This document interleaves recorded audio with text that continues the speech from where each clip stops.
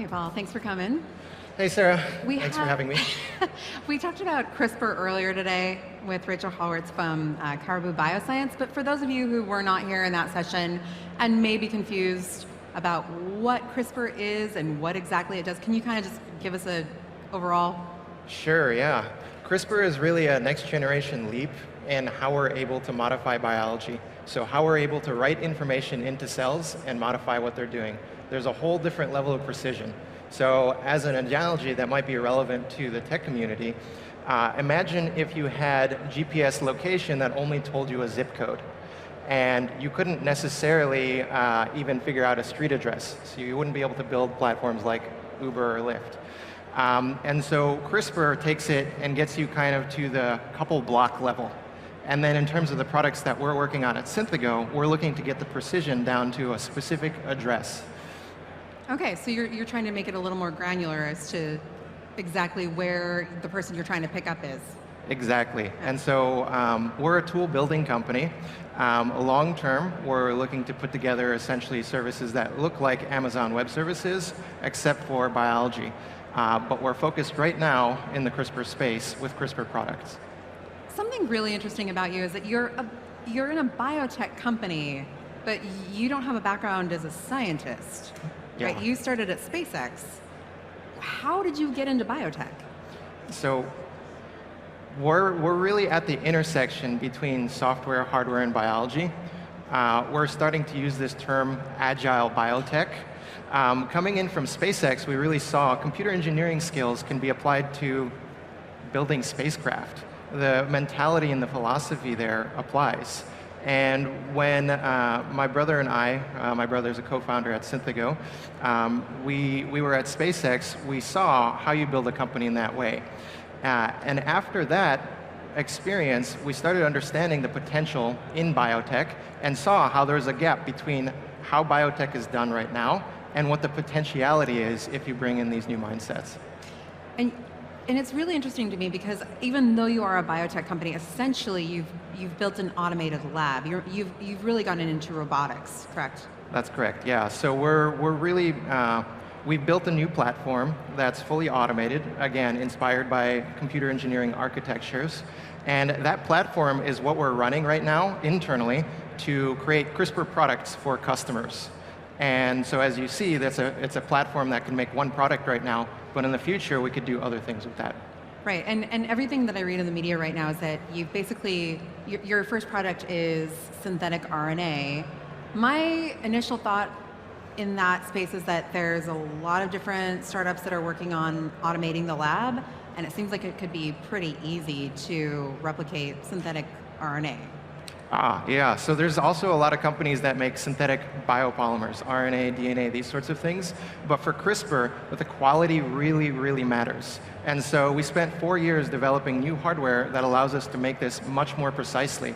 And so now, going back to that GPS analogy, the quality of the guide RNA that complexes with the Cas9 protein to do the molecular surgery on the genome, that's really important. The quality really matters, and we're able to make that at unprecedented quality levels. Now, how are you going to be the Amazon Web Services of biotech? What's the plan here? I understand that you're releasing something new that sort of plays into that plan. Well, yeah, so I guess for the long term, we're going to be extending the offerings that we have from this point product to full genome engineering solutions to being able to do full lab work, experimental workflows. And today, I'm happy to describe that we've just released a design tool that really makes CRISPR much easier to do. And I can tell you a little bit more about that.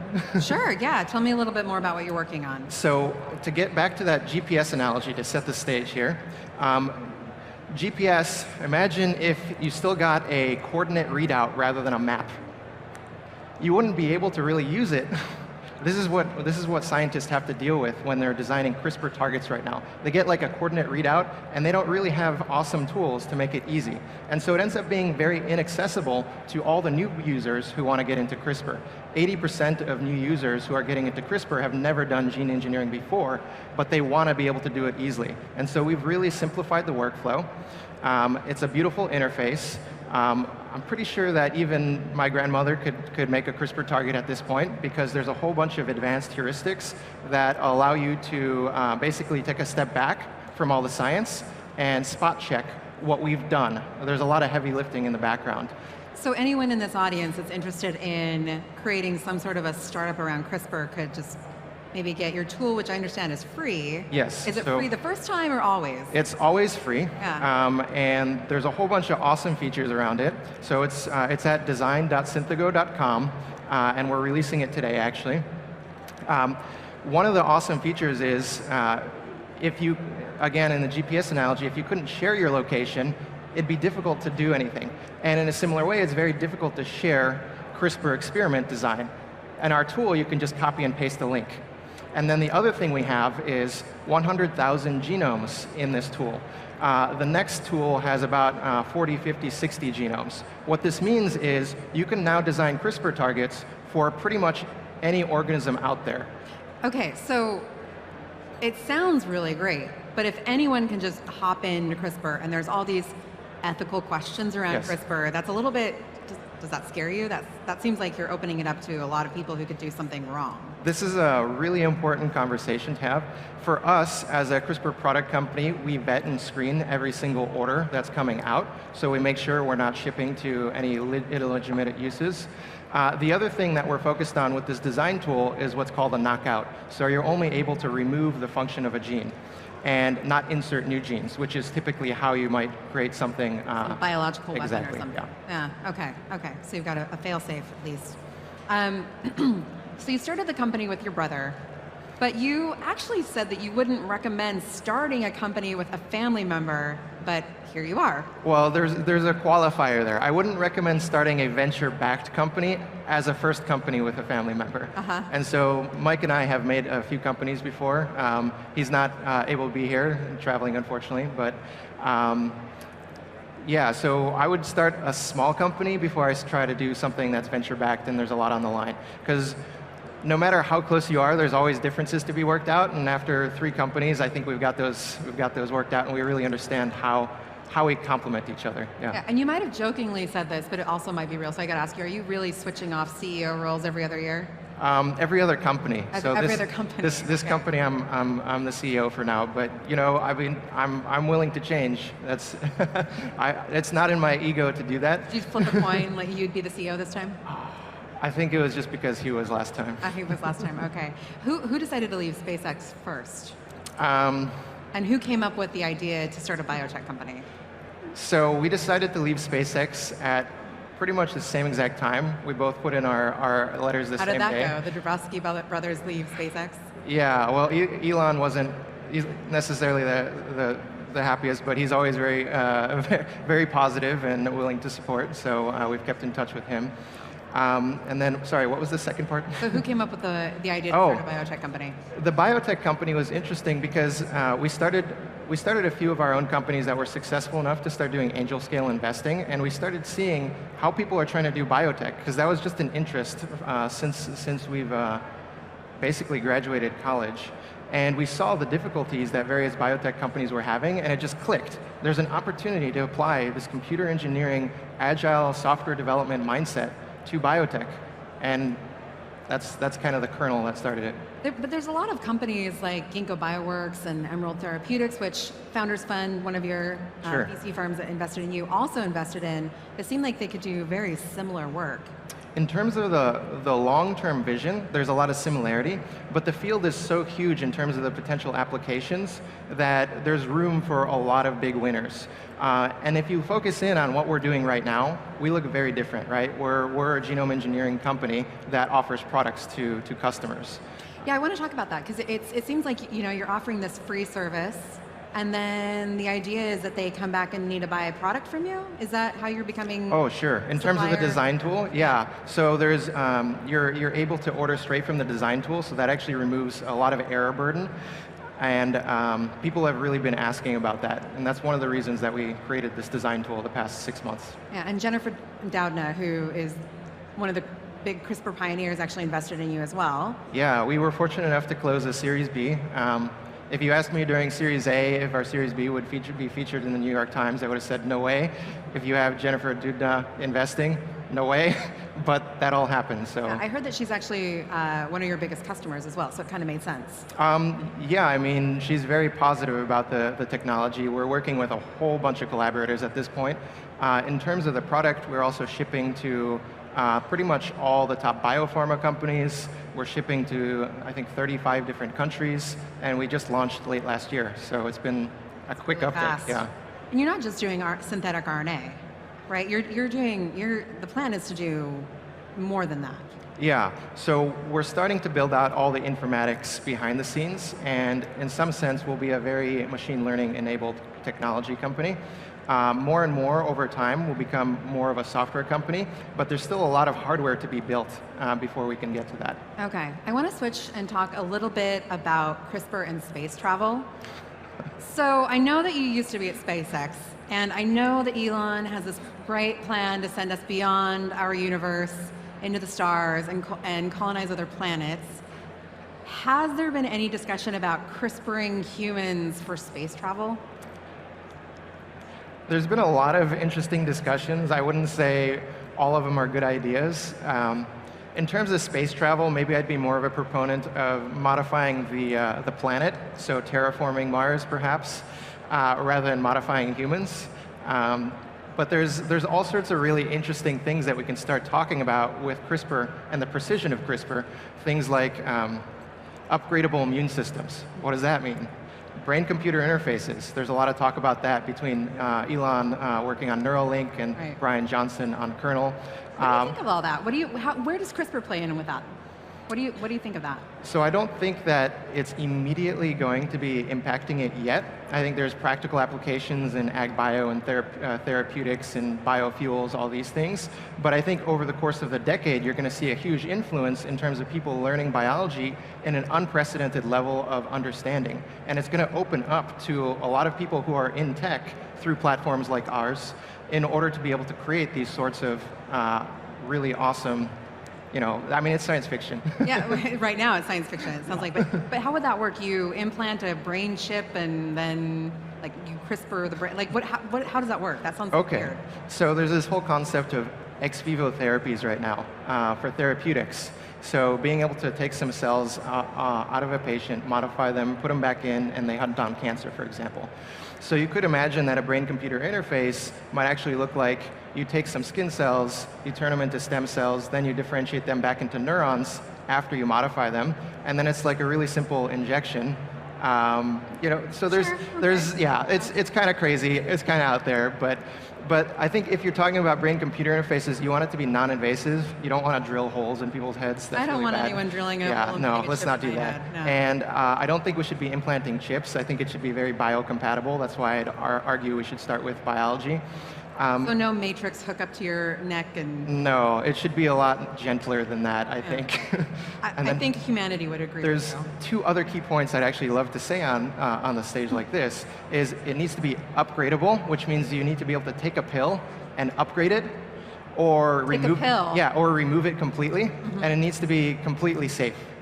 These are, I think if we're going to talk about brain-computer interfaces, that just needs to get put out there in the conversation. Okay, but so that's not what we're doing, so. Right, so the pill would have the brain and computer interface, or the pill would be the antidote? Essentially the antidote or the training mechanism for it. Okay. So there's a whole conversation in this, but we can get into that a little bit later, maybe. You can tell me truthfully, is there a secret plan to genetically engineer all the SpaceX employees to be more like Elon Musk? More like Elon Musk. Is that tell me, just be honest. No, I don't think we're going to be doing any human stuff anytime soon. We're leaving that up to kind of a national level discourse and our customers. Okay, all right. CRISPR, I want to go back to the ethics, right? CRISPR has the potential to mess up humanity for generations. But it also has the potential to wipe out cancer forever, wipe out HIV, to cut out any kind of disease that you might pass on to your progeny. How do you see that? Because Caribou Biosciences absolutely does not want to get into working with embryos, but where do you see CRISPR coming in and helping with that? Do you think that there is an argument to be made? Well, I'd defer to kind of the national level conversation again. National Academy of Sciences recently suggested that maybe for certain types of serious inherited diseases, you might be able to modify embryos. But I don't think that's a thing we should be doing for a while until all the safety issues are figured out. If we do ever do it, though, then it's critical to make this accessible to everyone. What this should look like. Right, the rich people, it's not going to be a gadget. That's the important thing. And it should be more like a vaccine rather than like some $1 million procedure you have to do. And so that's the only statement I'd say from a technology perspective, not necessarily from a, I mean, it impacts morality and ethics. Yeah, I hear people say, I've heard some people say, well, we all die anyway, where are we messing with that? And my counter to that is, well, then why do you go to the hospital? Why do you take drugs? Like, why do you try and prevent yourself from having a heart attack? Right. The same thing. So yeah, ultimately you might describe it as the ultimate preventative medicine. Yeah. But we'd have to get very far in humanity before we got to a point where it didn't cost to have everybody do it. It wasn't something that only the rich could afford. Yeah, exactly. And so I think the technology needs to go down that curve in terms of cost and accessibility before we even think about that, let alone the public discourse around the issues. Yeah. You've also said that your RNA is a lot more precise at CRISPRing. Is that the right word? CRISPRing? Yeah. Let's do that. It's something like 90% accurate versus 40 or 60% accurate. How does that work? Yeah, so the quality of the material, when you're making synthetic RNAs, there's a whole bunch of impurities and byproducts that then influence the editing. Because people think, they hear this amazing technology that can just snip out cancer, and they think that this is the miracle that we've all been waiting for, and it's like, it's magic and it's going to work, but it's not like that. We're still getting from, in the GPS analogy, the kind of the street view level to the address view level. And you need more precision on the informatics, you need more precision on the quality of the guide RNAs, and then the overall process. And that's really what we're focusing on. Yeah, it's like, we were talking backstage actually about, it's like your Uber driver knows what block you're on, but you have to call them and say, no, Which corner, where exactly. Yeah. It's kind of like that right now. And you're trying to get them to right to the corner that you're at. Exactly where, yeah. Okay. All right, that's fair. Silicon Valley is often accused of not focusing on real issues, reducing things that maybe you could squeeze out of a bag. What do you say to that? What do you say to that when Silicon Valley is accused of not focusing on real issues? I mean, you can argue that a lot of the world isn't focused on real issues too. I mean, we do have our everyday lives. There are a lot of people who are looking for get rich quick, but there's also a lot of very genuine, inspired people. Yeah, it seems like you're trying to work on a real issue. Yeah. We'd like to think that there's quite a few. I personally know a lot of people who are working on deep tech or real issues that have an impact on humanity or impact on manufacturing, jobs, economy. And I think there's a resurgence of that in Silicon Valley.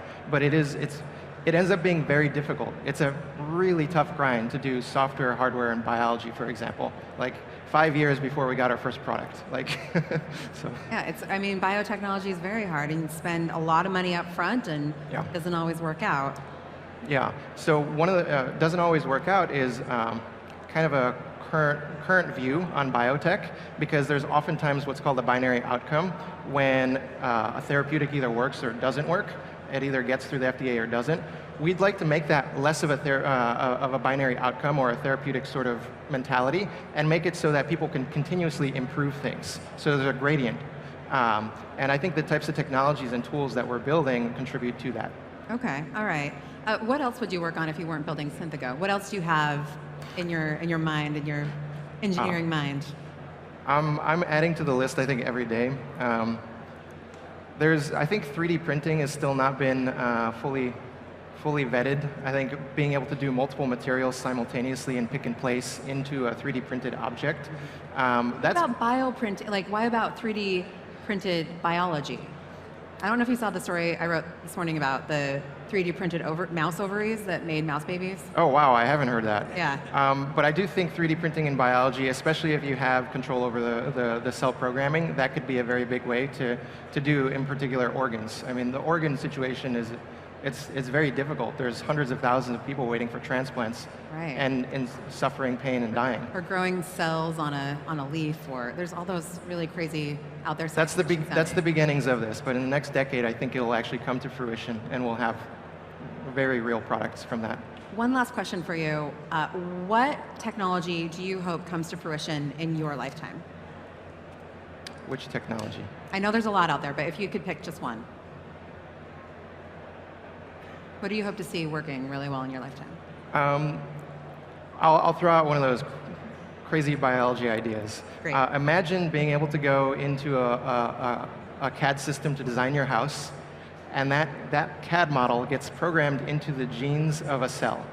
And those cells come in a little test tube, you put them on the ground, and out of the ground, they get the minerals and resources needed and build you a house. Okay, all right, okay. All right, well, thank you so much for speaking with us. We'll end on that. Thank you. Great. Thank you. Okay. That was really good. Thank you.